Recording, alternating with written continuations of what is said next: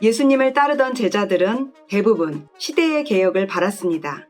그런데 예수님께서 십자가에 돌아가시자 제자들은 갈팡질팡했습니다. 앞장서서 이를 실현할 것으로 기대했던 예수님이 이제 이 땅에 존재하지 않았기 때문입니다. 그런데 예수님이 다시 부활하셨습니다. 40일간 부활의 몸으로 예수님은 제자들에게 앞으로의 방향을 일러주셨습니다. 성령을 보내주겠으니 그 능력으로 하나님 나라를 전파해라. 증인이 되라. 내 양을 먹이라. 그리고는 사복음서가 끝이 납니다. 이어지는 사도행전에서는 예수님이 이 땅에서 승천하시고 7일이 지난 후 오순절에 실제로 그 성령이 임하셨습니다. 사복음서에서 약속한 성령이 오심으로 사도행전이 시작된 것입니다. 구약의 말라기와 신약의 사복음서가 400여 년의 시대 간극이 있었던 것과는 달리 사복음서의 끝부분과 사도행전 첫 부분은 이렇게 찰싹 붙어 있습니다. 사복음서 말미와 사도행전의 연결 접착제는 성령이라고 해도 과언은 아닐 것입니다.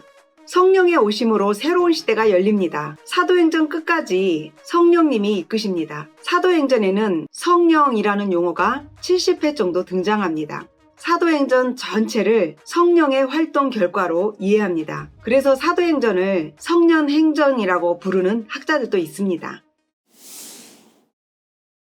사복음서에는 예수께서 하나님 나라가 임했다는 것을 끊임없이 선포했습니다. 그러나 사도행전에는 예수님이 외쳤던 하나님의 나라가 그다지 표현되어 있지 않습니다. 창세기 에덴 동산에서 보여주셨고 구약을 거쳐 예수님에게까지 이어져 왔던 하나님의 바램은 바로 하나님 나라를 누리게 하는 것이었습니다. 사도행전 역시 무엇을 전파했는가? 결국 하나님 나라입니다. 이 점을 놓치지 않기를 바랍니다. 사도행전 마지막은 어떤 말씀으로 정리되어 있을까요? 하나님 나라를 전파하며 주 예수 그리스도에 관한 모든 것을 담대하게 거침없이 가르치더라. 예수님의 삶은 예수로 끝나지 않았습니다. 제자들과 그분을 따르는 모든 이의 삶 속으로 이어졌습니다. 초자연적인 성령의 능력으로 사도들이 예수를 증언합니다. 이로 인해 따르는 무리들이 생깁니다. 예수님의 십자가와 부활을 믿는 수가 많아집니다. 사도행전은 크게 베드로와 바울의 행적을 두 축으로 기록하고 있습니다. 성령 강림 이후 베드로를 중심으로 예루살렘에 드디어 교회가 생겼습니다. 그러나 핍박이 따릅니다. 핍박을 뚫고 성장하면 다시 핍박이 이어집니다. 복음의 생명력을 입증하는 역사가 계속됩니다. 그러다 유대인의 핍박과 고넬료 사건으로 오히려 이방인에게로 복음이 번져가는 전환을 이룹니다. 바울의 인생은 이방인을 향해 하나님 나라를 전파하고 누리도록 힘쓴 여정입니다. 몇 차례의 전도 여정을 통해 예수 그리스도에 관한 것을 전하는데 힘썼습니다. 예수 그리스도에 관한 것. 이것이 복음이라 정의할 수 있다면 사도행전을 기록한 누가는 적어도 바울이 복음과 하나님 나라를 같은 뜻으로 받아들였다고 이해한 것 같습니다. 바울 복음의 핵심인 은혜로 얻는 구원과 하나님 나라 개념을 조화시키고자 하는 노력은 지금도 신약자들 사이에 계속되고 있습니다. 사도행전은 이방인 누가가 기록했습니다. 그는 누가복음의 저자이기도 합니다. 하나님 나라의 복음이 예루살렘에만 머물러 있지 않고 어떻게 이방인에게 전해지는가? 누가는 이 점을 탐구의 중점에 두었습니다. 이방인에게 하나님 나라 복음이 전해지는 것이 합당한가? 이것이 당시 사회의 큰 이슈였습니다. 누가는 이방인에게 복음이 전파되기를 바라는 마음이 간절했습니다. 그래서 사도행전 기록을 통해 이방인에게도 복음이 전해져야 할 정당성을 환하게 밝히고 싶었습니다. 이방인을 대상으로 땅끝까지 복음 전파 활동을 주도했던 인물은 사도 바울입니다. 이 사도 바울의 활동 기록이 사도행전 전반부 말미부터 끝까지 기록되어 있습니다.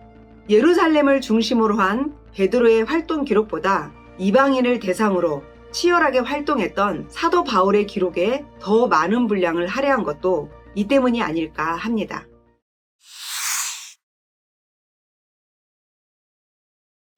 오순절 성령 사건을 계기로 예수님을 믿는 공동체가 생겼습니다.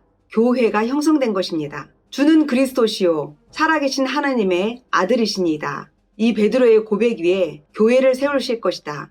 예수님은 가이사랴 빌립보에서 제자들에게 이미 이렇게 말씀하셨습니다. 교회를 통해 하나님 나라를 이루어 가도록 한 것입니다. 오직 성령이 너희에게 임하시면 너희가 권능을 받고 예루살렘과 온 유대와 사마리아와 땅끝까지 이르러 내 증인이 되리라. 복음은 예루살렘 진원지에서부터 번져나가게 될 것이라 했습니다. 예루살렘에서 유대로, 유대에서 사마리아로, 그리고 모든 열방 땅끝까지 이르게 되는 것입니다. 이렇듯 사도행전은 성령의 권능을 받은 사람들이 하나님 나라 복음을 전파해 나가는 과정을 기록한 책이라 했습니다. 초기에 예루살렘을 중심으로 교회를 이루어가며 활동을 주도한 것은 베드로입니다. 이것이 사도행전 앞부분의 기록입니다. 복음이 전파되는 과정이 순탄한 것은 아니었습니다. 당장은 내부적으로 유대인과의 대립과 충돌이 생깁니다. 예수님이 부딪혔던 장벽들은 제자들에게도 여전했습니다. 유대교는 아직도 메시아는 오지 않았다고 주장합니다. 예수를 그리스도로 인정하지 않았습니다.